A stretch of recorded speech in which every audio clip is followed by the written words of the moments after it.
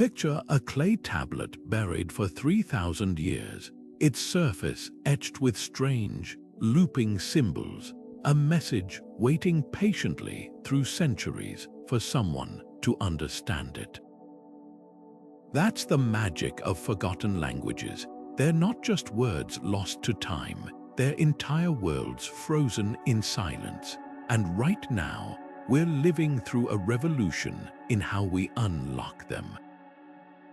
From the cryptic Linear B tablets of ancient Greece to the mysterious Rongorongo script of Easter Island, languages once thought indecipherable are finally giving up their secrets, not because of some lone genius with a magnifying glass, but thanks to the most unexpected ally, modern technology. Think about what it means to hear a voice from the distant past for the very first time. For decades, maybe centuries, scholars have stared at these inscriptions, knowing they held stories, laws, even jokes, but with no way to access them. Now, artificial intelligence can analyze patterns across thousands of symbols in seconds. Three-dimensional imaging can detect faded strokes invisible to the naked eye. Statistical models can reconstruct grammar rules from fragments. It's like we've been given a universal translator for history itself, and the discoveries are rewriting what we know about ancient civilizations. But here's what's truly thrilling. This isn't just about solving puzzles. Every time we crack a lost script, it's like lighting a candle in a dark room of human history. Suddenly, we meet people who lived millennia ago not as vague archaeological concepts, but as individuals with receipts, love poems, and complaints about their neighbors. These breakthroughs connect us to our shared humanity in a way nothing else can. So how exactly does it work? What happens when machine learning meets the Rosetta Stone? And why could deciphering these languages today help preserve vanishing cultures tomorrow? Stick around because we're about to dive into one of the most exciting detective stories of our time. Some of history's greatest mysteries aren't hidden in tombs or buried treasure. They're etched onto crumbling parchment and weathered stone, staring us in the face yet refusing to speak. Take the infamous Voynich Manuscript, a 200-page book filled with bizarre botanical illustrations and an alphabet unlike anything else on Earth. Carbon dated to the early 15th century, it's been studied by codebreakers from both world wars, subjected to supercomputers and still silence. Then there's the Indus Valley script, used by one of humanity's first urban civilizations over 4,000 years ago. Thousands of seals and tablets bear these elegant, fish-like symbols, but with no Rosetta Stone equivalent to provide a key, their meaning evaporates like morning mist. What makes these scripts so stubborn? Sometimes it's sheer isolation. The Rongorongo script of Easter Island developed in complete seclusion, with no linguistic relatives to compare it to, like trying to solve a jigsaw puzzle when half the pieces are missing. Other times, the writing system is just too different from anything we know. Linear A, the precursor to deciphered Linear B, might not even represent a spoken language as we understand it. Perhaps it's a complex accounting system or sacred symbols. Without understanding the culture that created it, we're essentially trying to read an inside joke from a vanished world. Yet hope isn't lost. Where traditional linguistics hits walls, technology finds footholds. Take the case of Ugaritic, an ancient Semitic script. Before its decipherment in the 1920s, scholars had just a handful of tablets. But when a farmer accidentally unearthed an entire library complete with dictionaries, it became readable within a year. Today, machine learning can simulate that eureka moment by cross-referencing symbols across hundreds of artifacts, detecting subtle patterns no human eye could spot. Projects like the Deep Scribe initiative are training neural networks on known ancient scripts, then setting them loose on undeciphered ones. Early tests suggest these systems can identify grammatical structures and even predict probable meanings for unknown symbols. The stakes are higher than academic curiosity. Every undeciphered script represents voices we're not hearing, entire philosophies, histories, and ways of thinking that shaped human experience. When the Maya script finally yielded in the late 20th century, it shattered the myth of the peaceful astronomer kings, revealing a world of political intrigue and warfare. What other misconceptions might fall when we crack these remaining codes? With each technological leap, we get closer to overhearing conversations that stopped millennia ago and rediscovering parts of ourselves we never knew were missing. For centuries, cracking ancient scripts was a lonely battle fought by scholars hunched over dusty tablets, armed only with patience and intuition. Take Jean-François Champollion, the French linguist who spent 20 obsessive years staring at the Rosetta Stone. His breakthrough came from noticing that certain hieroglyphic symbols framed royal names, a human spark of recognition no machine could replicate. But here's the catch. Traditional decipherment needed two things modern technology bypasses entirely: bilingual texts and cultural context. Without that famous Greek and Egyptian parallel text, Champollion might never have unlocked hieroglyphs. Fast forward to today, where artificial intelligence doesn't wait for a Rosetta Stone. At Oxford's DeepMind lab, neural networks trained on 6,000 ancient Greek inscriptions can now fill in missing letters with 97% accuracy, not by understanding the language, but by detecting statistical patterns invisible to humans. Where Champollion needed decades, these systems analyze character frequencies, word placements, and grammatical structures across entire corpora in minutes. The real game changer, contextual inference. Traditional methods relied on bilingual texts or known descendant languages, but machine learning can reconstruct meaning from fragments. Like piecing together a conversation by overhearing one side, algorithms compare unknown symbols against vast databases of archaeological context, pottery shards mentioning wheat found in grain stores, or repeated symbols on boundary stones suggesting legal terms. When researchers applied this to Linear B in the 1950s, it took years to confirm it was an early form of Greek. Today, similar analysis could happen in weeks. Yet for all its speed, technology hasn't rendered human insight obsolete.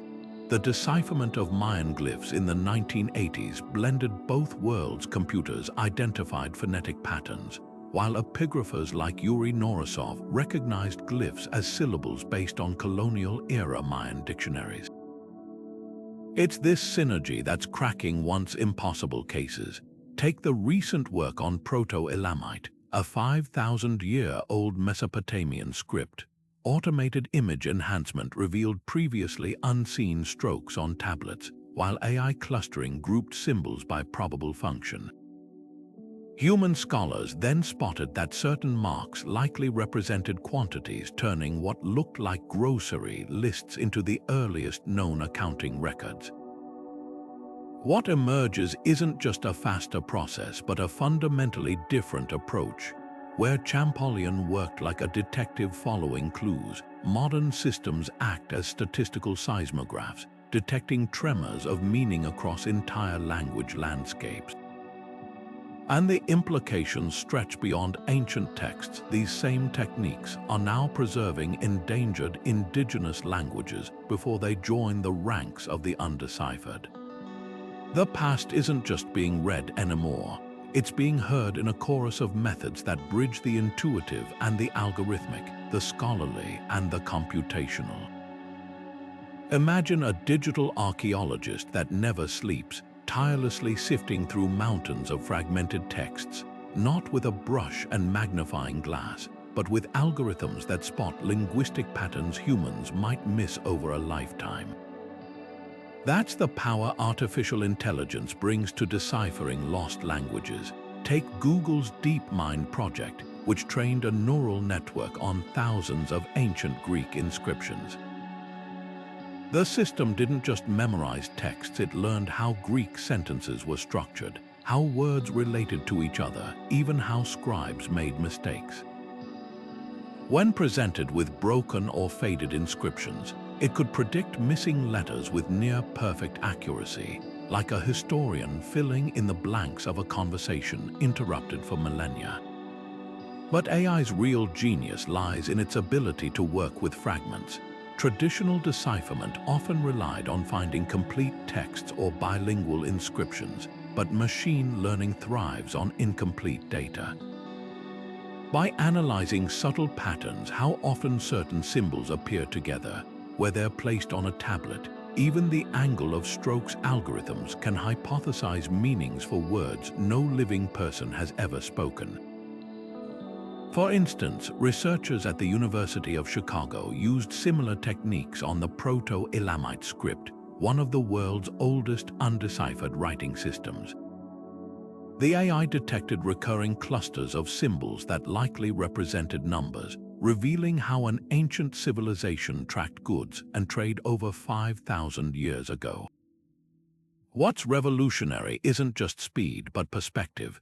Human experts might focus on obvious clues like royal names or repeated phrases, while AI examines everything at once, the linguistic equivalent of seeing an entire forest rather than individual trees. When applied to Linear A, the mysterious precursor to Linear B, machine learning identified grammatical structures suggesting it wasn't just a writing system, but possibly a hybrid of language and accounting notation. These insights don't replace human intuition, they amplify it, giving scholars new angles to explore. The implications stretch beyond ancient scripts. The same technology is now being adapted to preserve endangered indigenous languages, from Native American dialects to Siberian tribal tongues. By training AI on sparse recordings and documents, communities can reconstruct vocabularies and grammar rules before they vanish entirely. It's a race against time, one where algorithms serve as bridges between generations, turning whispers of the past into voices for the future. Yet challenges remain. AI struggles with context, the cultural jokes, metaphors, and idioms that give language its soul. A neural network might accurately translate a Babylonian business contract, but miss the sarcasm in a merchant's complaint. That's why the most exciting breakthroughs happen when human expertise and machine intelligence collaborate. Together, they're not just solving puzzles, they're rebuilding bridges to worlds we thought were lost forever. Consider the story of Linear B, a script that baffled scholars for decades until amateur architect Michael Ventris cracked its code in the 1950s. What's fascinating isn't just the decipherment itself, but how differently it might unfold today. Ventris worked in isolation, poring over symbols by candlelight, relying on handwritten index cards to track patterns. Now, imagine that same puzzle attacked by a global network of linguists, historians, and algorithms working in tandem. That's the transformative power of collaboration in modern decipherment. Linear B's breakthrough came from a flash of human intuition. Ventris noticed the script shared structural similarities with ancient Greek, overturning the assumption it was unrelated. But today, that insight might emerge from a crowdsourced platform where AI flags potential connections across thousands of scripts, while scholars debate interpretations in real-time forums. Projects like the Zooniverse platform already enable this, inviting the public to annotate ancient texts alongside experts. A symbol dismissed by one researcher might spark recognition for another halfway across the world, with machine learning acting as the ultimate matchmaker, surfacing overlooked parallels. The real lesson of Linear B isn't just about speed, it's about synergy. Ventris spent years testing hypotheses. Modern algorithms can simulate thousands of linguistic scenarios in hours. Yet machines alone would have missed the cultural nuance. Linear B tablets weren't just lists of words. They revealed a society obsessed with inventory, from chariot wheels to temple offerings. AI might decode the symbols, but human insight transforms them into stories. When researchers at the University of Kentucky applied collaborative tools to Mycenaean texts recently, they uncovered something Ventris never could: regional dialects hidden within the script, suggesting trade routes and political alliances invisible to mid-century scholars. This collaborative model is now revolutionizing other undeciphered scripts. The mysterious Proto-Sinaitic script, ancestor of the alphabet, is being studied through a hybrid approach. Optical scans detect eroded characters. AI proposes phonetic values, and epigraphers test those against known Semitic languages. Each correction feeds back into the system, refining the next round of analysis. It's a feedback loop where technology and tradition amplify each other, turning what was once solitary scholarship into a collective conversation. What emerges is a new paradigm: decipherment as a living process, not a eureka moment. Linear B's legacy today isn't just a solved script, it's a blueprint for how we might finally hear the whispers of Rongorongo, Proto-Elamite, and other stubborn enigmas. The keys to the past are no longer held by a lone genius, but woven into a network of minds and machines, each bringing something irreplaceable to the table. Sometimes the past isn't just hidden, it's been scraped away, weathered into near invisibility, or buried under centuries of grime. That's where the magic of 3D imaging and multispectral analysis comes in, turning what looks like a blank slate into a treasure map of lost words. Take the Dresden Codex, one of only 4 surviving Mayan books. To the naked eye, whole sections appear as faint smudges, but when researchers at the University of California applied multispectral imaging, a technique that captures light wavelengths beyond human vision, vanished pigments suddenly flared back to life. Layers of erased text revealed corrections made by Mayan scribes, showing how they refined their astronomical calculations over generations. It's like watching an ancient scientist's thought process unfold across centuries. But the real breakthrough isn't just seeing what's faded, it's reconstructing what's been destroyed. At Oxford's Bodleian Library, a team working on the Garima Gospels, some of the oldest Christian manuscripts in existence, faced pages so charred by fire they were considered unreadable. Using 3D surface scanning, they mapped microscopic indentations left by scribes' pens, revealing letters pressed into the parchment like invisible braille. Suddenly, texts assumed lost forever were legible again, not because the ink survived, but because the very act of writing left physical traces technology could now trace. What makes these tools revolutionary is their ability to uncover history without touching it.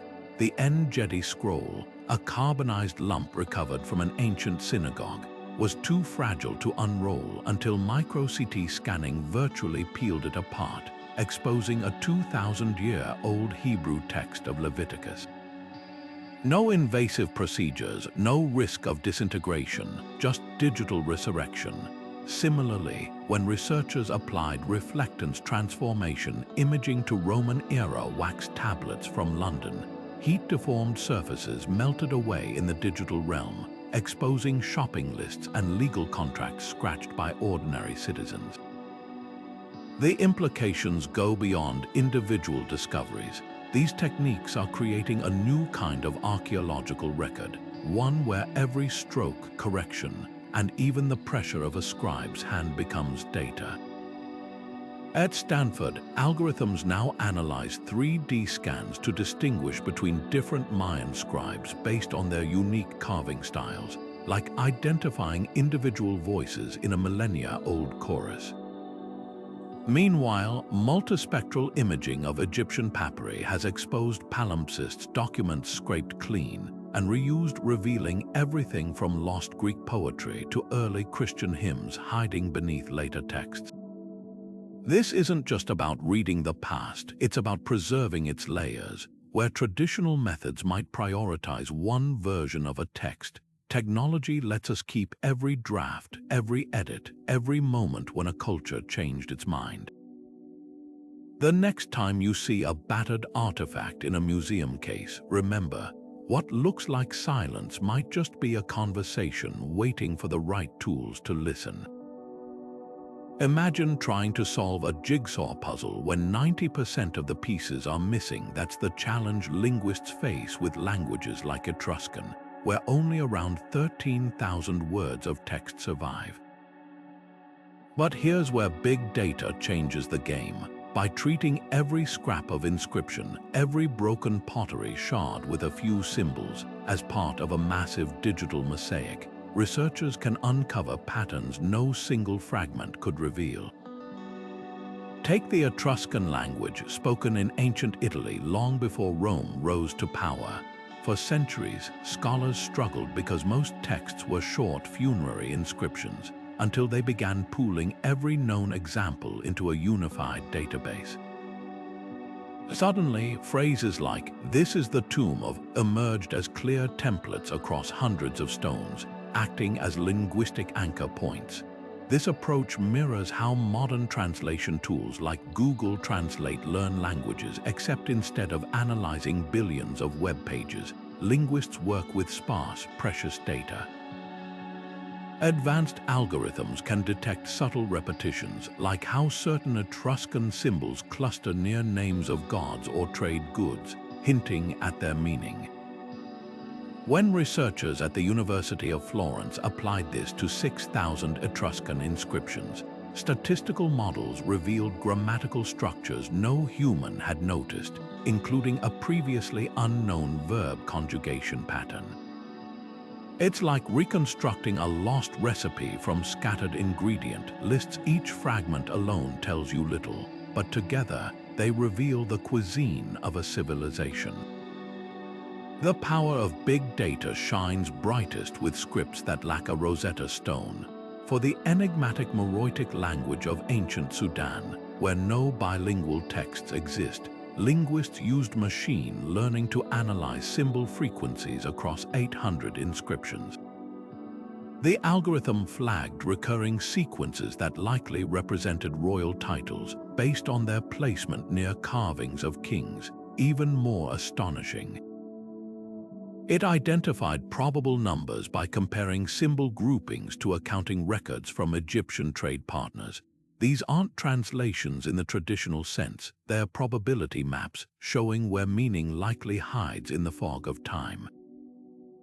Yet the true innovation isn't just volume, it's connection. Projects like the Linked Open Data Initiative now cross-reference linguistic databases with archaeological findings, climate records, even DNA studies. When Etruscan texts mention Zatla, a word of unknown meaning, big data can correlate its appearances with tomb artifacts, suggesting it might denote a ceremonial vessel.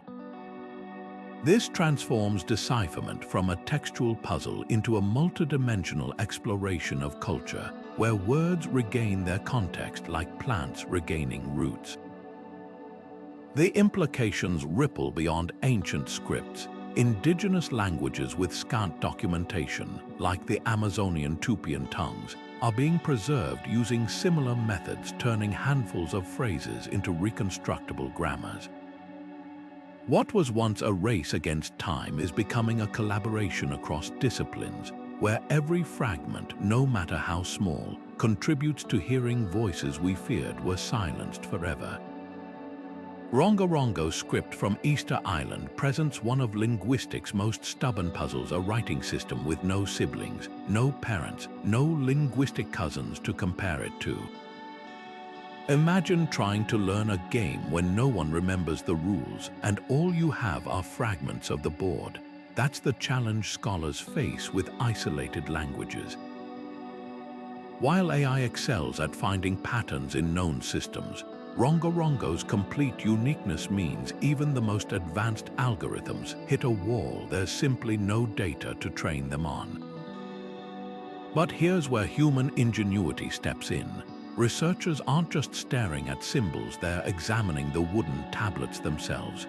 The grain of the wood reveals which way the carver worked. The depth of strokes suggests which tools were used. Archaeologists noticed certain tablets were shaped like ceremonial paddles, hinting they might be sacred objects rather than mundane records. When linguists cross-referenced this with oral traditions about the island's legendary talking woods, a startling possibility emerged. Rongorongo may not represent ordinary language at all, but a mnemonic system, a memory aid for chanting priests, like musical notation for forgotten songs. This interdisciplinary detective work extends beyond artifacts. By studying Polynesian navigation chants from other islands, scholars spotted rhythmic structures similar to Rongorongo's symbol groupings. Though not direct translations, these parallels suggest how the script might encode information not word for word, but as prompts for ritual recitation.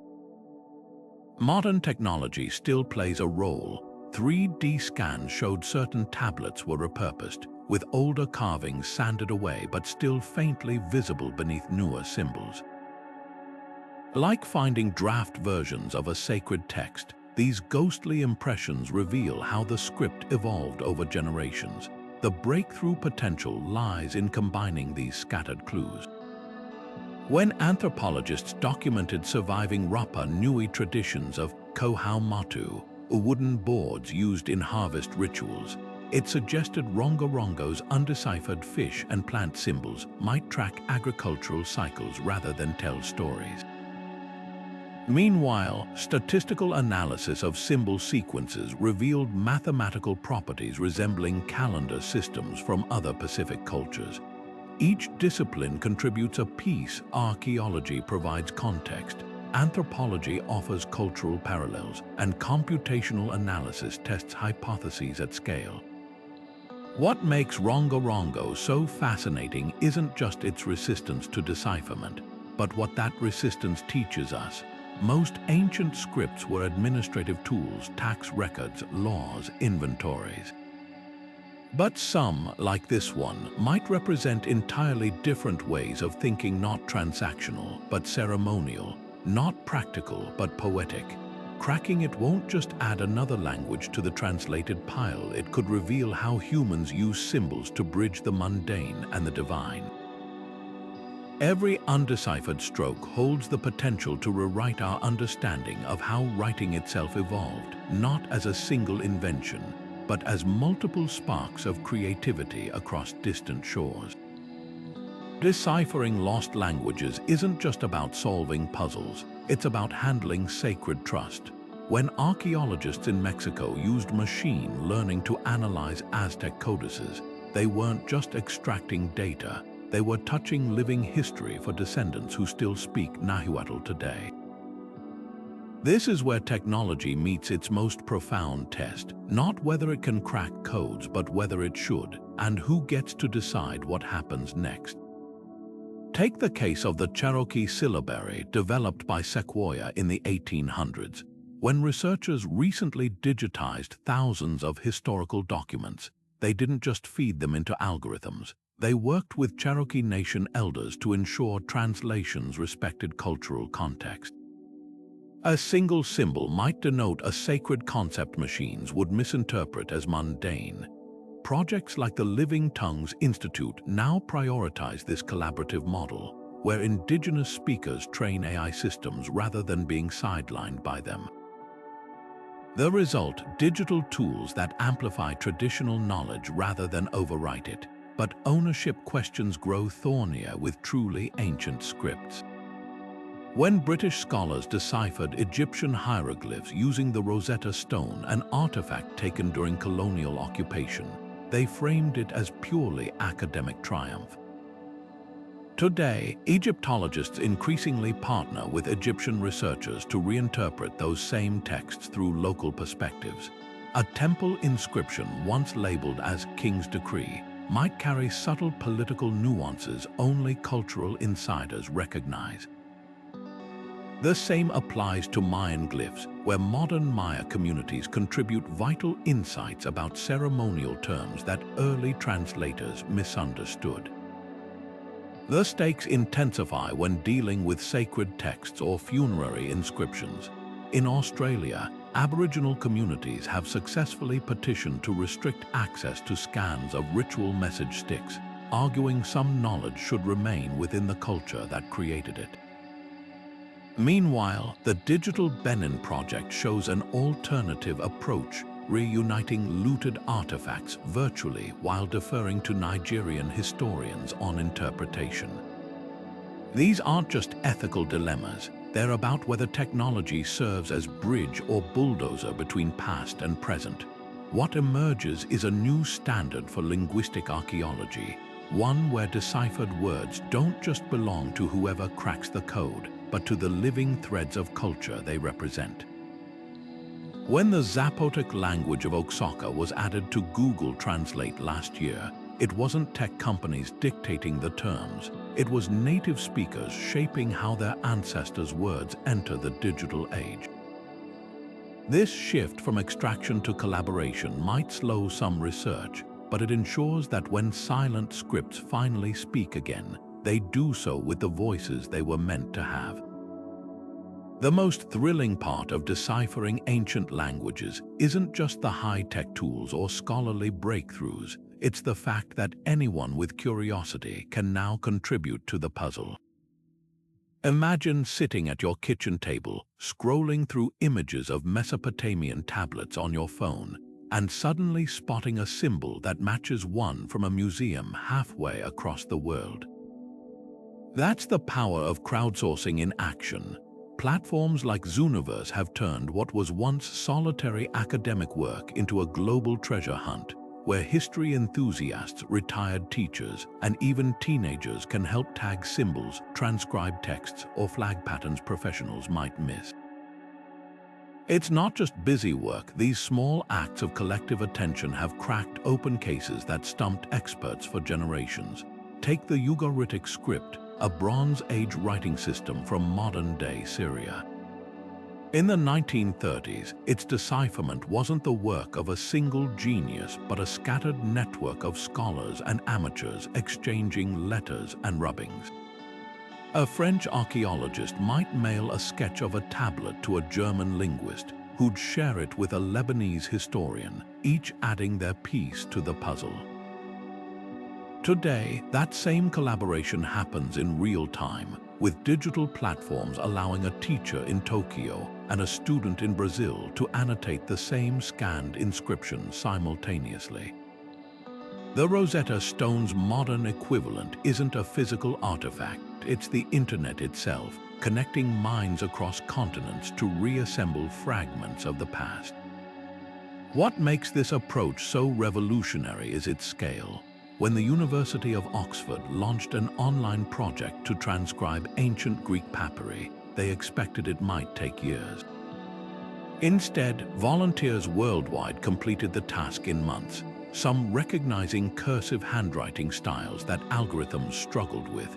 In one remarkable case, a retired nurse in Canada noticed subtle ink traces others had overlooked, revealing a lost poem by Sappho hidden beneath a medieval prayer book.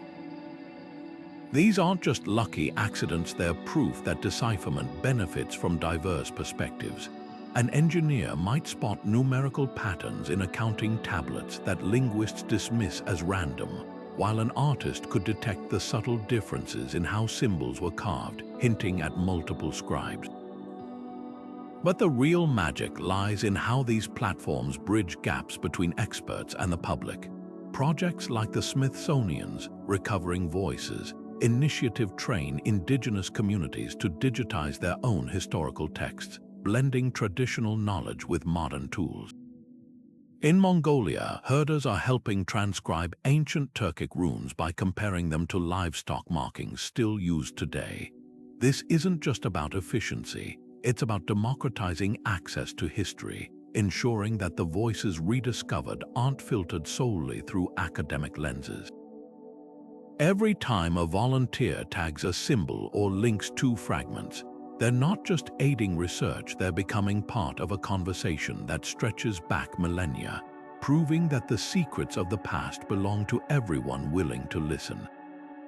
The Rosetta Stone's genius lay in its parallel texts, the same decree written in Greek and Egyptian, giving scholars a linguistic bridge. Today, we're building that same bridge artificially, not by waiting for a lucky archaeological find, but by teaching machines to generate their own bilingual keys. Picture this: researchers feed an AI thousands of translated documents, say, ancient Greek and Egyptian, or Akkadian and Sumerian, until it learns how these languages map onto each other. Then they unleash that same algorithm on an undeciphered script, asking it to predict probable translations based on structural patterns alone. It's like training a polyglot detective who can spot grammatical fingerprints across millennia. One groundbreaking experiment at MIT did exactly this with Linear B, a script already deciphered, making it the perfect test case. The team trained their model on known Linear B tablets and their Greek equivalents, then let it loose on untranslated fragments. Astonishingly, it proposed translations that matched human deciphered ones with 85% accuracy. But here's the real kicker: when they applied a similar approach to Linear A, its still mysterious predecessor, the algorithm flagged recurring symbol clusters that likely represented commodities like olive oil or wheat based on their appearance in trade-related context. No human had ever seen those words in Linear before, but the machine inferred them by comparing how often certain symbols appeared alongside numerical tallies, much like its Linear B training. This method shines brightest with scripts that have distant linguistic cousins. Take Proto-Sinaitic, the ancestor of nearly every alphabet today. With no bilingual inscriptions, scholars relied on painstaking comparisons to later Semitic languages. But at Tel Aviv University, researchers simulated a Rosetta Stone effect by training AI on ancient Hebrew and Phoenician languages descended from Proto-Sinaitic, then had it reverse engineer probable meanings for the parent script.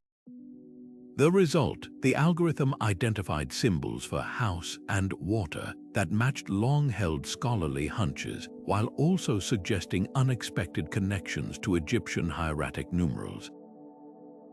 It wasn't just confirming theories, it was proposing new pathways. Yet the most promising application might be scripts with no known relatives. For these linguistic orphans, researchers are pioneering cross-script transfer, where AI analyzes writing systems from entirely different regions to find hidden parallels. A team at Stanford recently used this to tackle the Indus Valley script, comparing its symbol frequencies to Mesopotamian accounting tokens and early Chinese pictographs. While full decipherment remains elusive, the model detected striking similarities in how certain signs grouped, hinting that Indus scribes might have used a base 8 numbering system, a revelation that's reshaping excavations to look for matching physical goods. What makes these synthetic Rosettas revolutionary isn't just their speed, but their versatility. Where Champollion needed a stone with identical texts in 2 languages, modern algorithms can work with fragments, errors, even mismatched genres, translating a Babylonian hymn by training on Assyrian law codes, then adjusting for poetic meter. They're not perfect, of course. Without cultural context, machines might translate a Sumerian prayer as a laundry list. But when paired with human expertise, they're cracking doors we didn't even know were locked, turning the digital age into history's greatest translation party. Imagine trying to read a modern emoji text without knowing whether the pizza symbol stands for food, a restaurant, or just hunger. That's the puzzle researchers face with symbolic scripts like Aztec glyphs, where a single image of a serpent might represent a sound, a god's name, or an entire mythological concept. Unlike alphabets that map symbols to sounds, these systems communicate through layers of visual metaphor, a challenge that forces technology to rethink how it deciphers meaning. When linguists applied standard translation algorithms to the Aztec Codex Mendoza, the results were gibberish. The AI kept searching for phonetic patterns where none existed, missing the fact that a simple drawing of a temple could symbolize conquest, tribute, or sacred geography depending on its context. This isn't just a technical hurdle, it's a philosophical one. Decoding phonetic scripts like Greek or Latin is like solving a crossword puzzle. Each letter has a fixed place in the grid. But symbolic systems operate more like abstract art, where meaning shifts with cultural perspective. Take the Maya glyph for star. In phonetic contexts, it might spell ek, but as a symbol, it could reference Venus, warfare, or the passage of time in royal prophecies. Traditional AI models trained on sound-based languages stumble here because they prioritize sequence over symbolism. The breakthrough came when researchers flipped the approach. At the University of Bonn, teams adapted image recognition tools, the same kind that identifies cats in photos, to classify Aztec glyphs by visual themes rather than linguistic rules. By training neural networks on thousands of annotated symbols, they taught the system to recognize that a repeated mountain motif didn't spell a word but indicated conquered cities. Suddenly, a census document became a political map, with every peak and river encoding territorial claims. What makes this frontier so exciting is how it merges disciplines. Semiotics, the study of signs and symbols, used to live in philosophy departments, while computational linguistics focused on grammar trees. Now, they're collaborating to crack scripts like Hananu, a Philippine system where shapes change meaning based on orientation. A single character rotated 45 degrees might switch from rice to harvest. A nuanced optical AI can detect faster than any human. Yet the biggest revelations come from failures. When an algorithm misread a mixtec deer glyph as literal fauna instead of a metaphor for nobility, it exposed a gap in machine learning, cultural context. New hybrid models now incorporate ethnographic data, cross-referencing symbols with oral histories and artifact patterns. The result: a single Aztec water glyph might now trigger searches for flood myths, irrigation records, and even the chemical analysis of nearby reservoirs, transforming silent images into conversations across time. This isn't just about ancient scripts either. The same techniques are decoding indigenous signage in the Amazon, where arrow patterns convey complex warnings about terrain and spirits. By treating these not as primitive drawings but as sophisticated semantic systems, technology is helping preserve knowledge that evaded alphabets for millennia. The lesson is clear: to hear the past, we must learn to see it through more than just the narrow lens of sound. Long before the first alphabet was carved into stone, humans were experimenting with ways to make the abstract tangible, scratching lines, dots, and curious shapes onto clay and bone. The Vinci symbols, unearthed in Eastern Europe and dating back over 7,000 years, represent one of humanity's oldest mysteries. Marks that look deliberate, even systematic, but resist classification as either writing or art. Found on pottery fragments and figurines, these enigmatic carvings, spirals, crosses, branching lines cluster in repeating patterns across vast distances, as if they carried shared meaning for Neolithic traders or shamans. For decades, archaeologists debated whether they were simple property marks, ritual symbols, or something far more revolutionary: the faint pulse of a communication system predating Sumerian cuneiform by millennia. Modern technology is finally tipping the scales in this debate. When researchers at the University of Belgrade applied machine learning to analyze over 1,000 Vinci artifacts, the algorithm detected something startling. Certain symbol combinations recurred with statistical significance, especially near storage pits and trade goods. A particular zigzag pattern, for instance, appeared most often on vessels that residue analysis showed once held grain.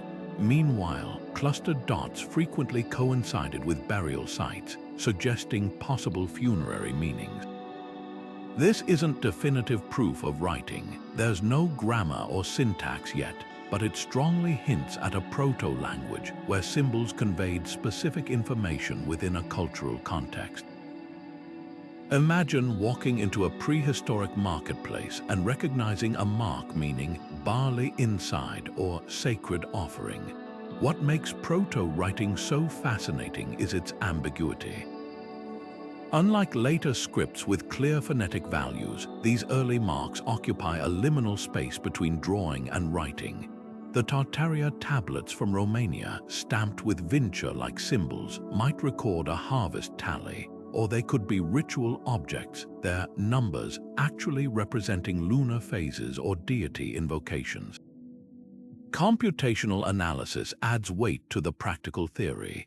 Symbol frequencies on these tablets match what you'd expect from rudimentary accounting, with certain marks repeating in ways that mirror quantities of livestock or measures of grain found nearby. Yet 3D scans reveal subtle differences in carving depth and tool marks, hinting that some symbols were added over time, like updates to a ledger. The real breakthrough came when researchers compared vincha symbols to other proto-writing systems globally. The Jiahu symbols from China, carved on tortoise shells around 6000 BCE, share uncanny visual parallels with vincha marks, not because of cultural contact, but because human brains naturally gravitate toward similar abstract representations for basic concepts. Machine learning cross-referenced these systems and found overlapping clusters, wavy lines often associated with water, crosshatches with boundaries or enclosures. It's as if we're glimpsing the universal infancy of symbolic thought, where disparate cultures independently converged on like signs for elemental ideas. This research does more than push back the clock on writing's origins. It reshapes how we understand cognitive evolution.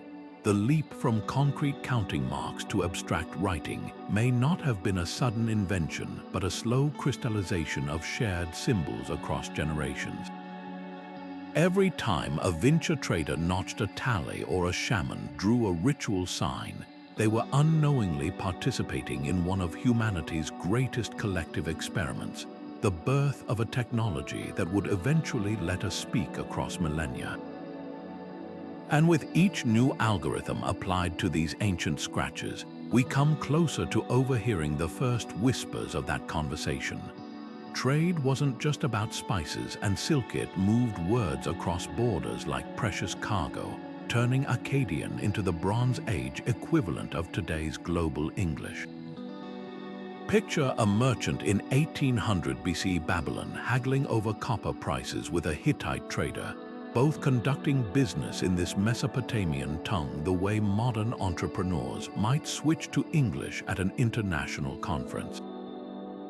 What made Akkadian unique wasn't just its widespread use across empires from Egypt to Anatolia, but how it adapted to local contexts.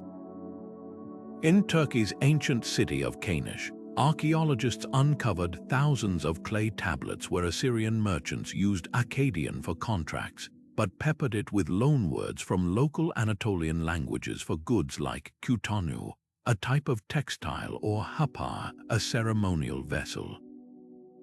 These linguistic fossils now serve as breadcrumbs, revealing forgotten trade networks through vocabulary alone.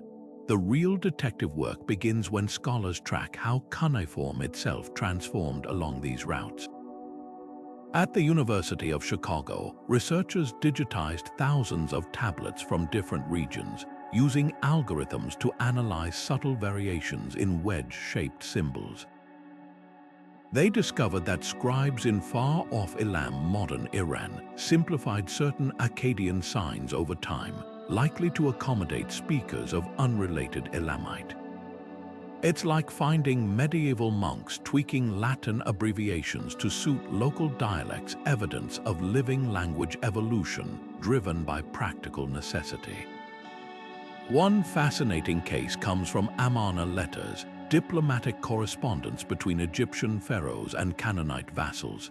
The Akkadian used their mixes in Canaanite grammar structures, creating a hybrid scholars jokingly call Canono-Akkadian, the ancient world's version of Spanglish. But the most revealing insights come from what wasn't traded. Linguistic analysis shows Akkadian lacked words for olive or grapevine until contact with Mediterranean cultures, while Hittite adopted Akkadian terms for advanced metallurgy. These lexical gaps and borrowings sketch an astonishingly precise picture of Bronze Age globalization. Who had what to offer, which technologies spread where, even how prestige influenced language adoption.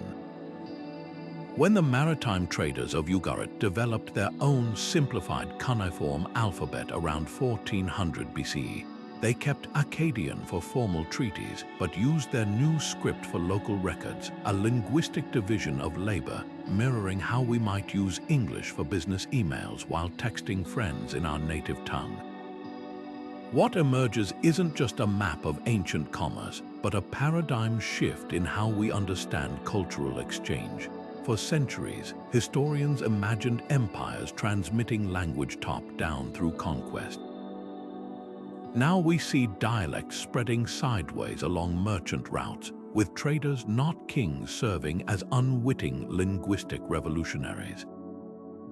The same algorithms mapping these word migrations today could soon reconstruct lost trade languages like the mysterious Meluhan tongue used between Mesopotamians and Indus Valley traders, whose traces survive only in scattered loanwords for exotic goods like sucatum peacocks and halapu ebony. Every borrowed term is a handshake frozen in time, waiting for technology to make it speak again. Breaking into the ancient script of Meroitic feels less like traditional archaeology and more like infiltrating a secret society. Used in the Kingdom of Kush around 2,000 years ago, this writing system wasn't just forgotten, it was designed to be exclusive. Scribes employed tricks that modern cryptographers would recognize, rare symbol variants reserved for royal decrees, intentional misspellings in sacred texts, even patterns that changed based on which temple you were in. For over a century, scholars treated it like an impenetrable cipher, until someone realized the tools to crack it already existed, not in a linguist's notebook, but in the declassified archives of wartime codebreakers. The turning point came when researchers at the University of Khartoum applied frequency analysis, a technique developed to crack Nazi enigma messages to Meroitic funerary inscriptions. Just as cryptanalysts tracked how often letters like E appeared in German transmissions, the team mapped recurring symbol clusters in the texts. They discovered that certain markings behaved like space fillers, similar to Morse code's rhythmic pauses, while others mirrored the way known Nubian languages structured royal titles. Even more telling, the script symbols weren't distributed randomly but followed patterns matching the linguistic fingerprints of Old Nubian, a later descendant language. It was like finding a secret key hidden in plain sight, one that wartime codebreakers had unknowingly forged decades earlier. But the real innovation came from adapting more sophisticated cryptographic methods. Take the Kasiski examination, originally designed to detect repeated phrases in encrypted messages. When applied to Meroitic temple inscriptions, it revealed something startling: symbols spaced at regular intervals that likely represented divine names, functioning like the cribs codebreakers used to guess parts of a message. Meanwhile, modern error correction algorithms developed for fixing garbled data transmissions helped reconstruct damaged tablets by predicting missing symbols based on contextual probabilities.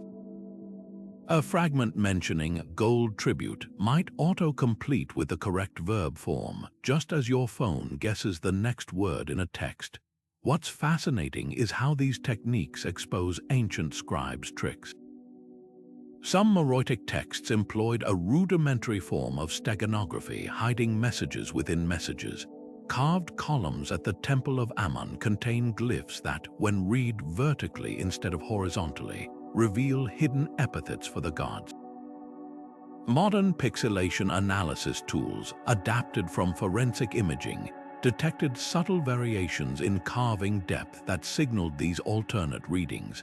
Elsewhere, multilingual dictionaries compiled for Cold War spy operations helped decode Meroitic's numerical system by comparing it to Egyptian tax records from the same period. The implications stretch far beyond Kush. Similar methods are now being tested on the elusive Olmec script of Mesoamerica, where symbols may encode both language and calendrical data. Cryptographic hill-climbing algorithms, which test millions of possible symbol-to-sound mappings, have identified probable day signs in Olmec glyphs by matching them to later Maya calendars. It's a reminder that ancient scribes were often as clever as modern cryptographers, weaving layers of meaning into their texts. The difference: today's technology lets us reverse engineer their ingenuity, turning what was once permanent obscurity into an ongoing conversation. The Voynich manuscript isn't just a puzzle, it's a mirror reflecting our own limitations back at us. This bizarre 15th century book, with its curling botanical illustrations and rivers of unreadable text, has taunted everyone from Renaissance alchemists to modern supercomputers. At first glance, it feels like something out of a fantasy novel. Pages filled with plants that don't exist, astrological diagrams that defy known systems, and a script so alien that even the Nazis' top codebreakers threw up their hands during World War II. But here's what makes it truly humbling. In an age where AI can reconstruct lost languages from fragments, the Voynich still laughs at our best efforts. Recent breakthroughs have only deepened the mystery. When a Canadian research team fed the manuscript symbols into a machine learning model trained on hundreds of global languages, the algorithm detected something startling: statistical patterns resembling Turkic tongues like Old Ica. Suddenly, theories swirled. Was this a traveler's encyclopedia from Central Asia, a secret Silk Road code? But just as excitement peaked, linguists pointed out the flaws. The same AI, when tested on known texts, occasionally produced false positives, misidentifying Latin as Korean or Greek as Mayan. It turns out that without cultural context, even the smartest algorithms can chase phantoms. The manuscript's physicality adds another layer of intrigue. Multispectral imaging has revealed faint underdrawings beneath the vibrant paint, showing that the alien plants might be composite sketches, real herbs blended with imaginative flourishes. Meanwhile, carbon dating confirms the vellum is genuine medieval parchment, and the ink matches 15th century recipes. This wasn't some later hoax. It was crafted with deliberate care by someone who believed in its purpose. But what purpose? Some argue it's an encrypted herbal manual, while others see an elaborate medieval prank. The most tantalizing clue: the text follows Zipf's law, a linguistic principle where common words appear frequently, just as in real languages. This suggests genuine meaning, not gibberish. What makes the Voynich so special isn't just its resistance to decoding, but what that resistance teaches us about language itself. Most ancient scripts were practical tools: tax records, prayers, or laws. But this one feels different. Its symbols flow like poetry. Its illustrations balance science and surrealism. Maybe it wasn't meant to hide information, but to transform it: a meditative device for alchemists, or an artistic experiment in symbolic thought. As one researcher put it, we keep asking what the Voynich says when we should be asking why it was made. In that shift of perspective lies the real key. Some mysteries aren't locks to be picked, but invitations to wonder. And in an era obsessed with answers, that might be the hardest truth of all to decipher. Rebuilding the grammar of a dead language from fragments is like trying to reconstruct an entire symphony from a few scattered notes, except in this case, the symphony is Etruscan, and the notes are broken pottery shards with barely a dozen words surviving. That's where neural networks step in, not as replacements for linguists, but as collaborators with an uncanny ability to spot patterns no human could perceive across centuries of silence. Take verb conjugations, for instance. When researchers at the University of Florence fed every known Etruscan inscription into a machine learning model, they didn't just look for vocabulary, they trained the algorithm on something far more powerful: the deep structures that underpin all human language. These language universals are the hidden rules that govern how verbs change tense, how subjects relate to objects, even how questions form patterns that emerge independently across unrelated tongues.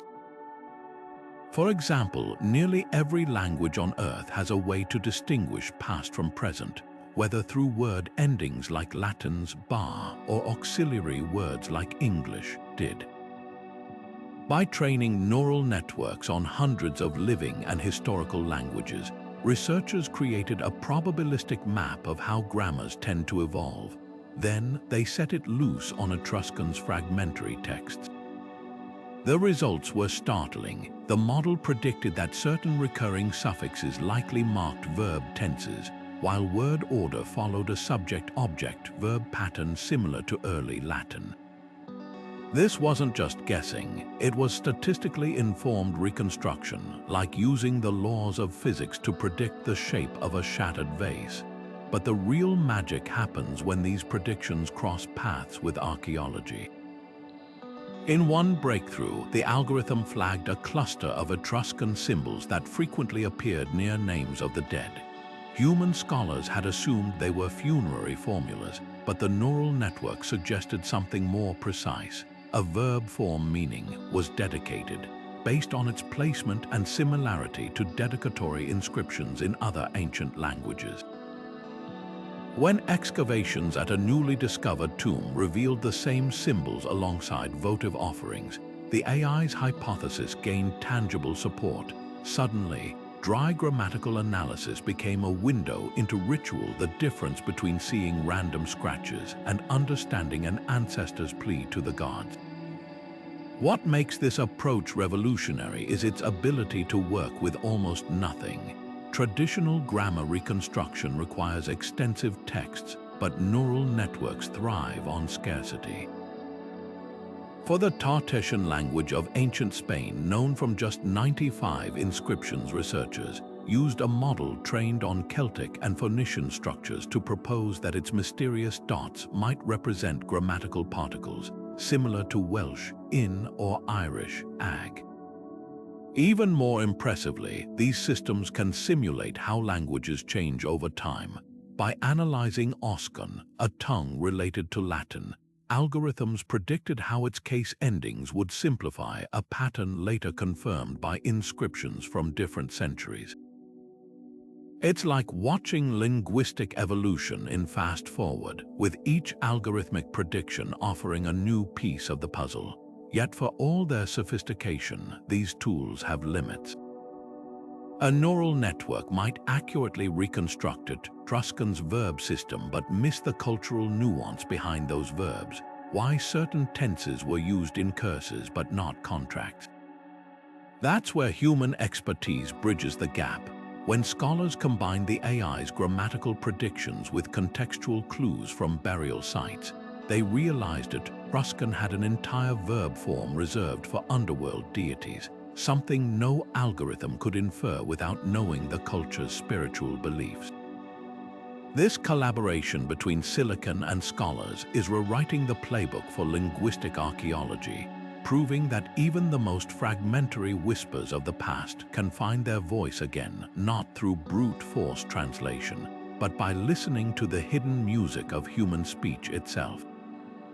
Sound hasn't echoed through the halls of Knossos for 35 centuries, but what if we could hear the Minoans speak?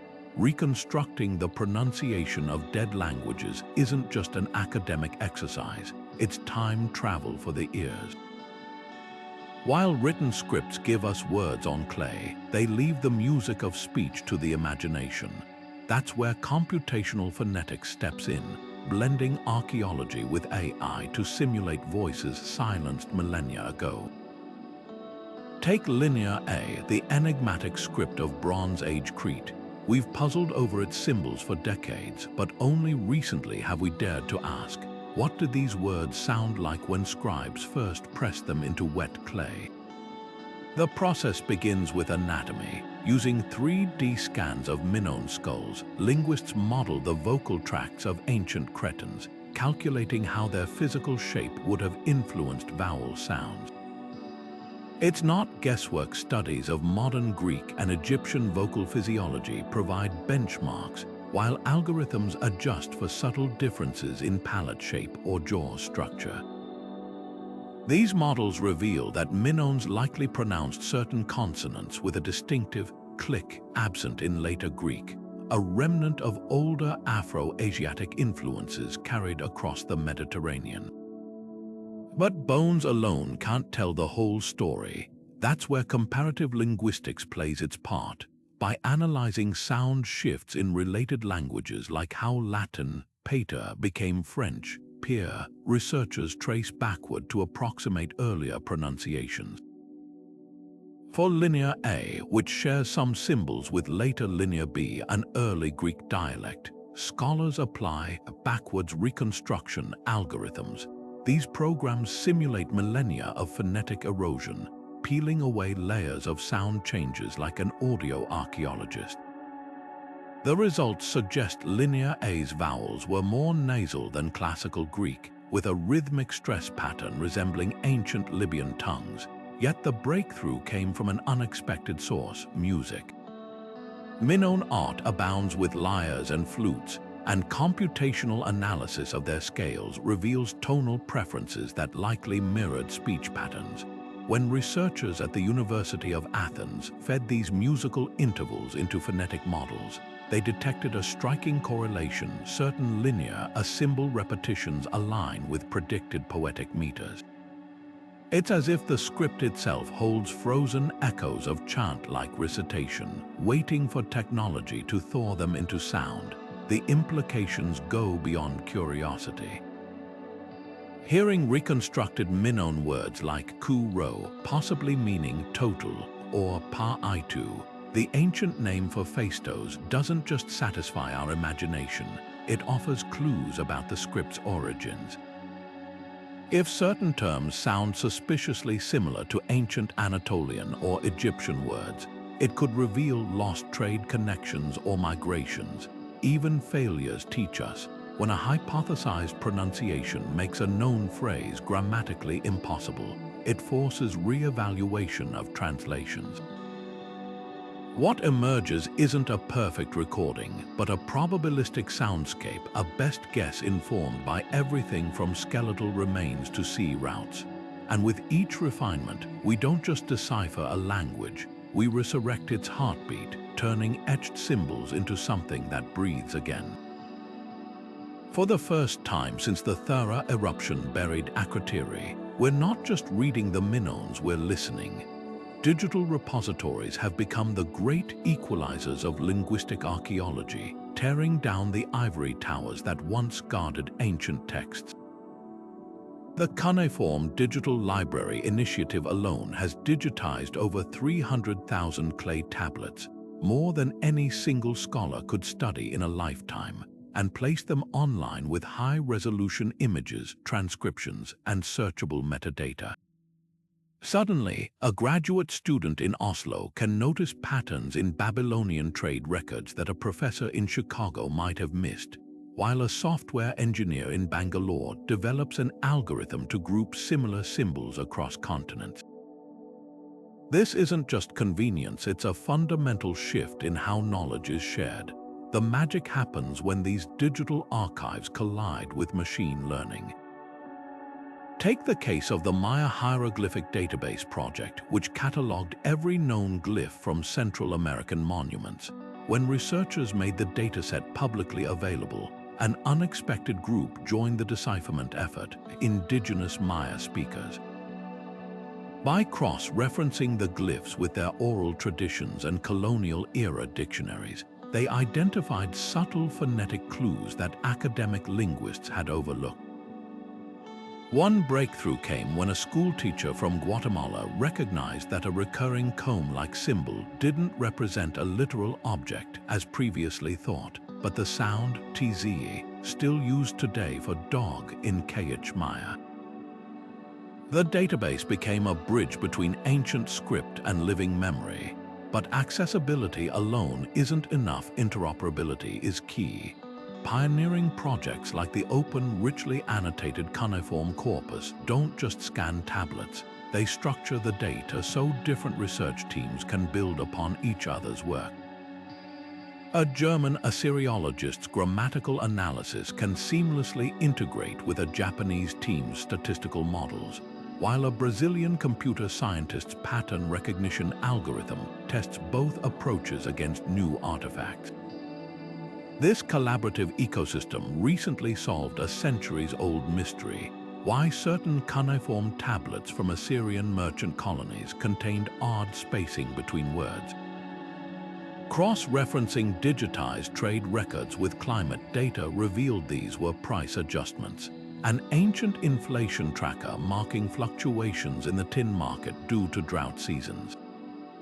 The most revolutionary aspect: these platforms preserve more than texts, they capture the physicality of writing.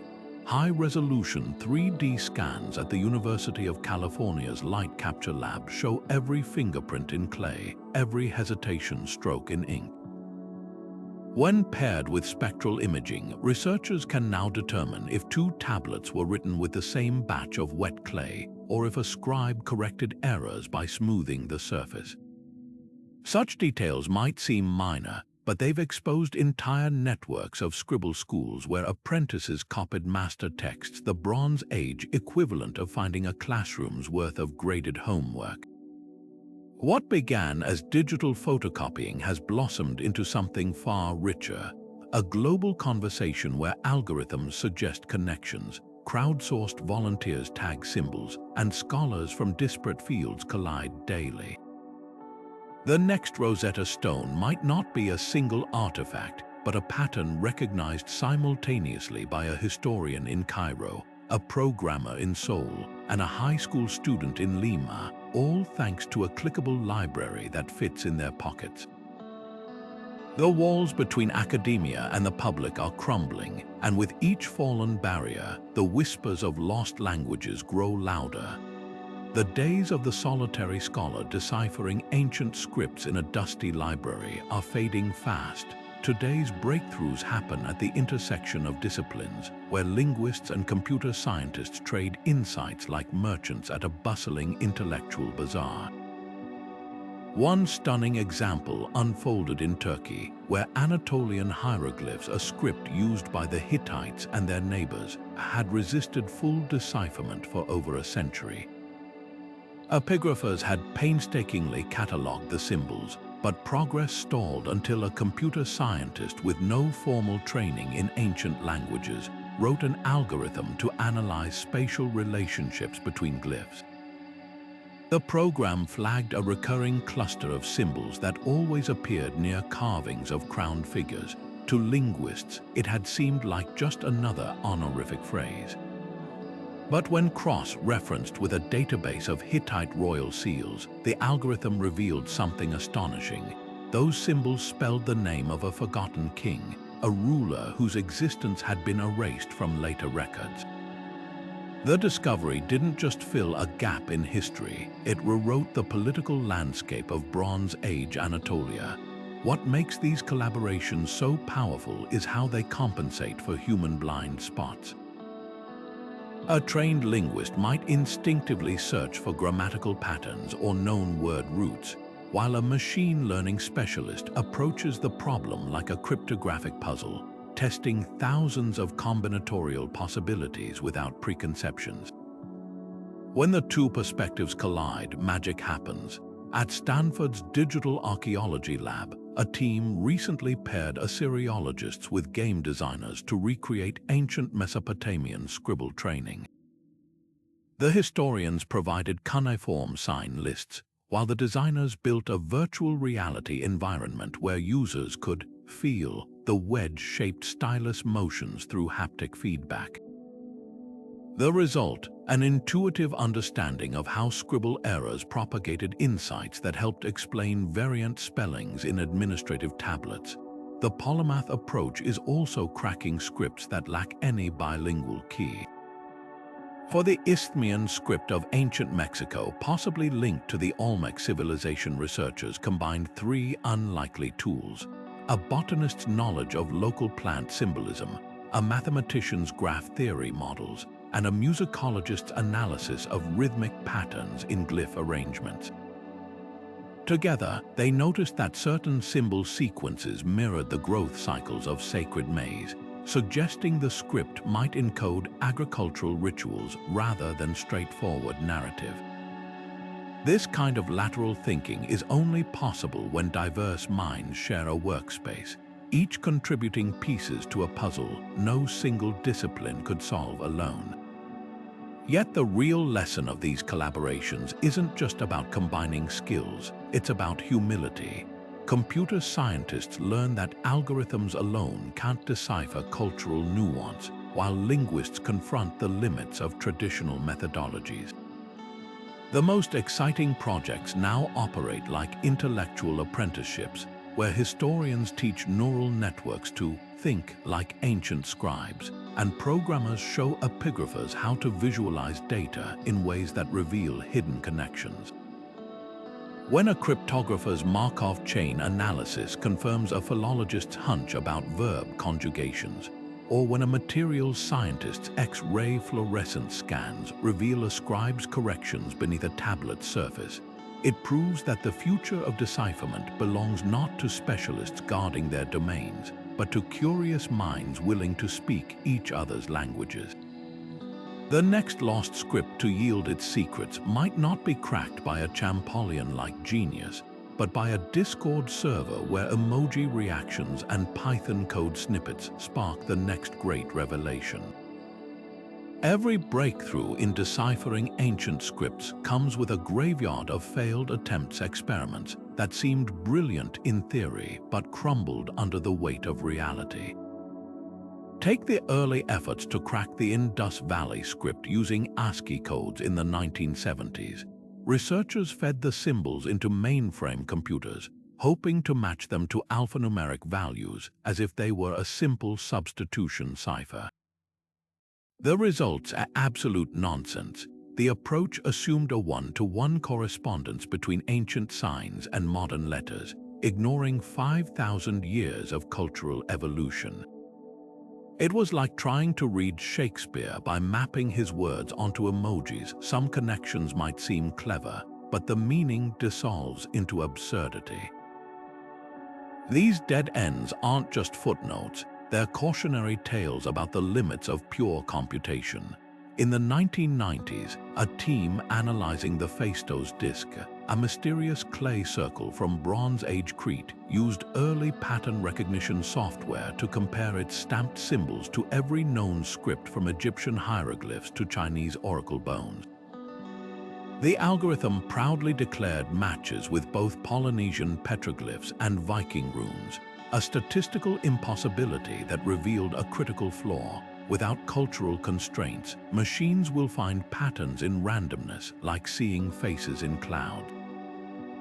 The same phenomenon plagues modern efforts when researchers applied neural networks to the undeciphered Vinca symbols.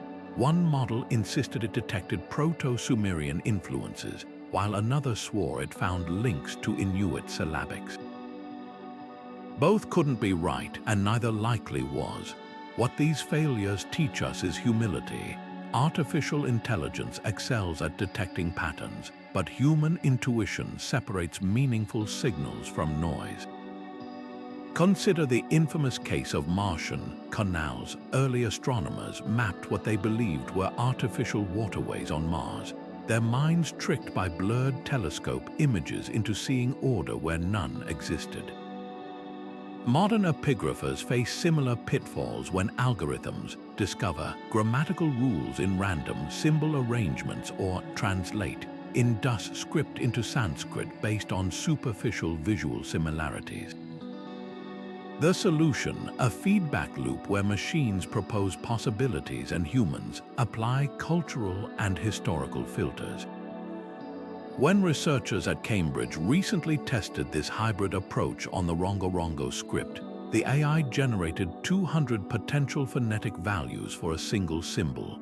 But human experts immediately spotted that only 3 aligned with Polynesian linguistic structures and archaeological context. Yet there's beauty in these failures. Each misguided attempt narrows the field of possibilities, like sculptors chipping away marble to reveal the statue within. Early computer models that tried to force linear into Indo-European language frameworks may have produced gibberish, but they proved definitively that the script couldn't belong to that family, a negative result that steered scholars toward new hypotheses. Even the ASCII debacle with the Indus script had a silver lining. It exposed how statistical frequency analyzers alone couldn't distinguish between writing systems and decorative motifs, prompting later researchers to incorporate artifact context into their models. The lesson is clear: technology alone can't resurrect dead languages. It takes a partnership, silicon's raw processing power paired with human wisdom about how cultures encode meaning. When we embrace both the triumphs and the flops, we don't just avoid dead ends, we build better maps for the journey ahead.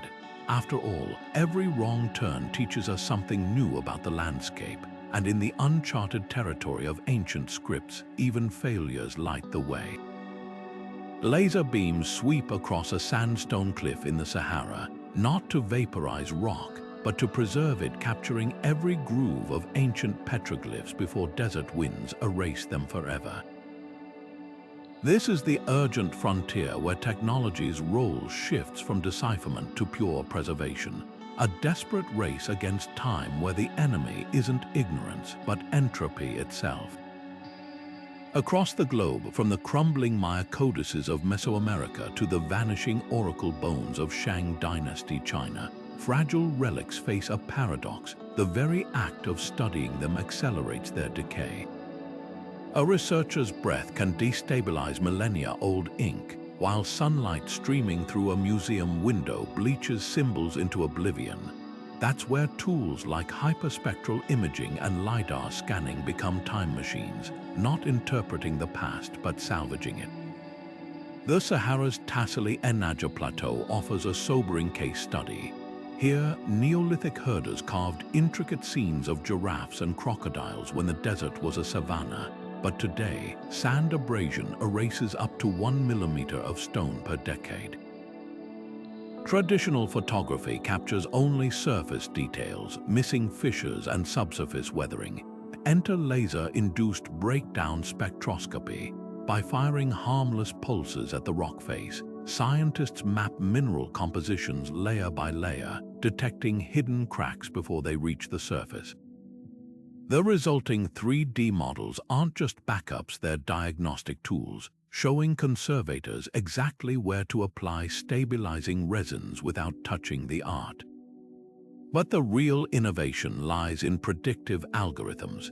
At the University of Cape Town, researchers trained machine learning models on decades of erosion data from African rock art sites.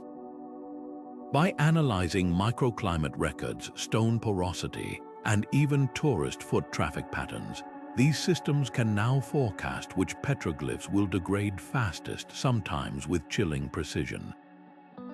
One simulation predicted a 7,000-year-old rhino engraving in Zimbabwe would lose key details within 15 years.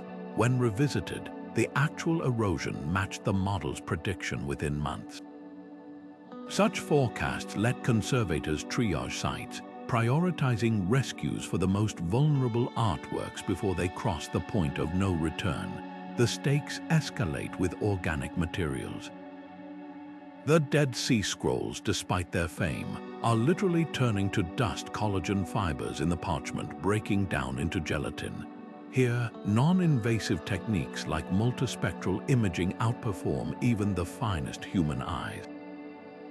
When the Israel Antiquities Authority (RIS) scanned the Isaiah scroll using 45 wavelengths of light, they discovered previously invisible letters hiding along the edges. Their ink faded to transparency. More startling, some sections showed traces of honey, likely from a long-forgotten preservation attempt by medieval scribes. These aren't just technical feats, they're cultural lifelines, ensuring that even if the physical scrolls disintegrate, their digital twins will remain pristine for future generations. What makes this technological arms race so poignant is how it redefines success.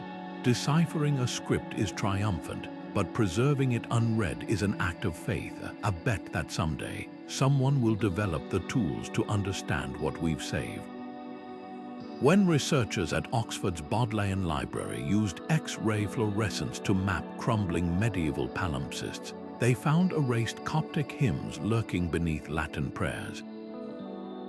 The texts remain untranslated, their dialect obscure, but by freezing them in digital amber, we've given future linguists a chance to hear voices our era isn't equipped to understand. The greatest gift of these preservation technologies isn't answers, it's time. Behind every cracked code and resurrected script lies an often overlooked question: who foots the bill? The economics of decipherment reveal as much about modern priorities as the ancient texts themselves. Silicon Valley tech moguls pour millions into AI-driven translation projects, while European Union grants fund digitization of medieval manuscripts, each funding stream a Rorschach test of what societies value. There's poetic justice in this. The same algorithms built to predict consumer behavior are now reconstructing 4,000-year-old Sumerian inventory lists, revealing how little human accounting has changed. When the Schmidt Futures Foundation bankrolled machine learning for Minoan Linear A, they weren't just supporting archaeology, they were proving that pattern recognition developed for stock markets could trace the rise and fall of Bronze Age trade networks. Governments play a subtler but equally vital role. China's National Social Science Fund prioritizes scripts like Oracle Bones artifacts that legitimize historical narratives central to national identity. Meanwhile, the U.S. Defense Advanced Research Projects Agency, DARPA, quietly funds cryptography projects that occasionally spin off breakthroughs in ancient script analysis. The unspoken truth: many decipherment tools owe their existence to military budgets originally intended for code breaking. That cuneiform tablet about barley shipments might be translated using algorithms derived from Cold War spy tech. Yet the most fascinating investments come from unexpected corners. Pharmaceutical companies have sponsored work on Egyptian medical papyri, hoping ancient remedies might inspire new drugs. A Swiss watchmaker famously funded research into Mayan calendrical glyphs, not for historical insight, but to study how cultures measured time before mechanical clocks. Even crowdfunding plays a role. When enthusiasts worldwide chipped in to scan the Vatican-sealed palimpsests, they weren't just preserving texts, they were democratizing access to knowledge that institutions once guarded. The ultimate irony emerges when these funded breakthroughs reveal ancient economic systems mirroring our own. Decrypted Hittite tablets detail interest rates on silver loans 20% annually higher than most credit cards today. Assyrian merchant accounts show sophisticated futures trading with contracts for next season's wool harvest. One Roman III dynasty tablet even records a Ponzi-style scheme involving temple offerings. As modern financiers bankroll the decoding of history's first spreadsheets, they're confronted with an uncomfortable truth. Economic ingenuity and skullduggery might be humanity's oldest universal language. What these funding streams prove is that decipherment isn't just about the past, it's a mirror held up to contemporary priorities. When a blockchain startup invests in Etruscan linguistics, or a tourism board funds restoration of Mayan codices, they're all chasing different versions of the same thing, proof that human systems, whether financial, political, or linguistic, are echoes across millennia. The next time you see a breakthrough in ancient script translation, look beyond the scholarly paper, follow the money trail, and you'll find a story just as revealing as the texts themselves. Quantum computing doesn't just promise faster calculations, it threatens to shatter the entire concept of what's undecipherable. Picture this: a quantum processor testing every possible linguistic permutation of the Cretan hieroglyphs simultaneously, as effortlessly as flipping a light switch.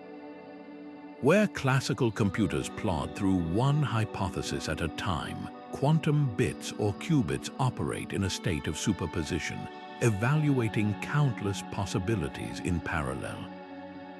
It's the difference between searching a library book by book and instantly knowing which shelf holds the answer. Researchers at MIT's Quantum Engineering Lab estimate that a sufficiently advanced quantum algorithm could reconstruct lost grammatical structures for scripts like Proto-Elamite or Rongorongo in hours, a task that might take human scholars centuries. But the real revolution lies in quantum machine learning. Unlike traditional models that rely on statistical probabilities, quantum-enhanced neural networks could detect hidden correlations across languages separated by millennia. Imagine feeding the algorithm Linear A, Etruscan, and a handful of surviving Tartessian inscriptions languages with no known relatives, and watching it identify phonetic echoes too subtle for human perception. Early experiments at Google Quantum AI have already demonstrated this potential, using noisy intermediate-scale quantum NISQ processors to map connections between ancient Anatolian dialects previously considered unrelated. The system didn't just find shared vocabulary, it reconstructed probable sound shifts suggesting a long-lost linguistic ancestor. Yet quantum decipherment isn't without its paradoxes. The same power that could unlock ancient scripts also risks generating plausible but false translations, linguistic hallucinations, that sound convincing but lack historical basis. Just as quantum cryptography can create unbreakable codes, it might also produce equally convincing fabrications. To counter this, linguists are developing hybrid verification systems where quantum proposals are cross-checked against archaeological context. A quantum-suggested translation of Minoan symbols might be validated against frescoes of harvest scenes or the residue of stored commodities. The horizon stretches even further with neuromorphic computing chips modeled after the human brain's neural architecture. Projects like the EU's Human Brain Initiative are adapting these systems to mimic how bilingual individuals intuitively map between languages. Applied to undeciphered scripts, this could replicate the eureka moment of a Champollion, but at scale. A neuromorphic chip trained on known bilingual texts might spontaneously infer grammatical rules for the Indus Valley script by emulating the cognitive leaps of a polyglot. What makes this technological leap so profound isn't just speed, it's the potential to democratize decipherment. Quantum clouds could one day let a high school student in Nairobi probe Olmec glyphs with the same computational firepower as a research institute. The barriers between present and past won't just lower, they could dissolve entirely, revealing conversations buried for millennia in clay and stone. And as these tools evolve, they won't merely answer existing questions, they'll uncover mysteries we haven't even thought to ask. Imagine a high school classroom where students aren't just reading about ancient Mesopotamia, they're holding clay tablets they pressed themselves, scratching cuneiform symbols with styluses while an app instantly translates their attempts.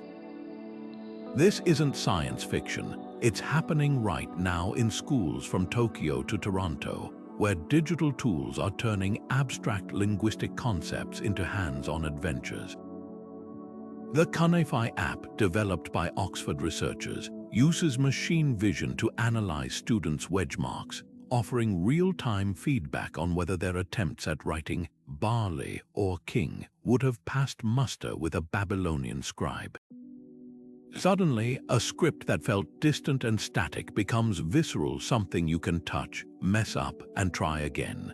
The same students who might glaze over at textbook diagrams light up when their smartphone recognizes a correctly formed cuneiform sign with a satisfying chime, bridging 4,000 years in a single tactile moment.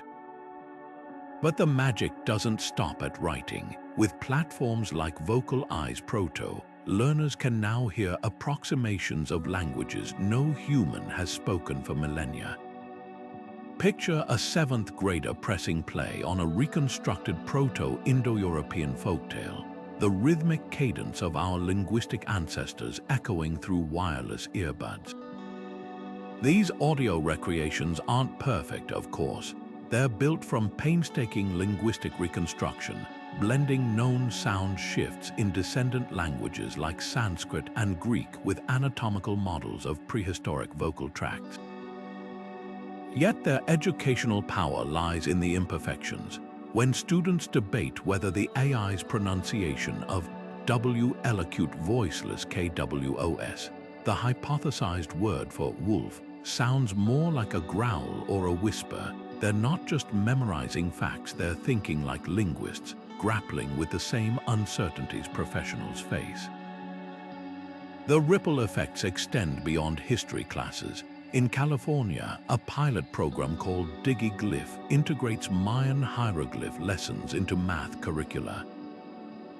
Students analyze the base 20 numeral system used in classic Maya calendrics, calculating lunar cycles using the same dot and bar notation that once adorned Capon's temples. What seems like arithmetic practice becomes a stealthy lesson in cultural relativity. Why 20? Because the Maya counted on fingers and toes. Meanwhile, in Greece, augmented reality apps overlay linear B symbols onto everyday objects. Scanning a classroom chair might reveal its Mycenaean-era counterpart labeled in the script, collapsing time with a smartphone swipe. What makes these tools revolutionary isn't just their tech, it's how they democratize access to decipherment. A teenager in Nairobi with a basic tablet can now explore Moraitic script through the same interactive modules as an Ivy League grad student. Open-source projects like Ancient Scripts.org provide free, game-like tutorials where users earn badges for identifying Etruscan funerary symbols or matching Aztec glyphs to museum artifacts.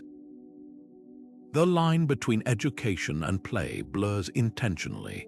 By the time a student realizes they've internalized the difference between Sumerian logograms and phonetic signs, they're already hooked. This shift from passive learning to participatory discovery is creating an unexpected side effect, a new generation of citizen linguists. When Minnesota middle schoolers using the Scripter platform noticed recurring patterns in undeciphered Vinca symbols, their teacher forwarded their observations to a Serbian archaeology team. Now, those student sketches are part of a professional research database. In Australia, Aboriginal elders collaborate with tech-savvy teens to digitize fading message stick carvings, merging ancestral knowledge with Python code. The classroom isn't just preserving ancient languages anymore. It's becoming a living workshop where the next Champollion might already be scribbling in a notebook, inspired by an app that made the past feel personal. The true test comes when these tools escape academia's walls entirely. At the British Museum's VR kiosks, visitors squeeze virtual lumps of clay to practice cuneiform, their mistakes vanishing with a reset button. No ancient tablets harmed in the process. Libraries from Seoul to Sao Paulo host Decipherathons, where families compete to crack simplified versions of linear or using clue systems modeled after escape rooms. Even video games are getting in on the act. The indie game Heaven's Vault tasks players with reconstructing a fictional ancient language, its mechanics subtly teaching real-world decipherment strategies. When entertainment and education fuse this seamlessly, the result isn't just better tools, it's a cultural shift where understanding the past feels less like homework and more like unlocking secrets we were always meant to hear. From AI to 3D scans, we're witnessing something extraordinary, not just the recovery of lost languages, but the resurrection of entire worldviews.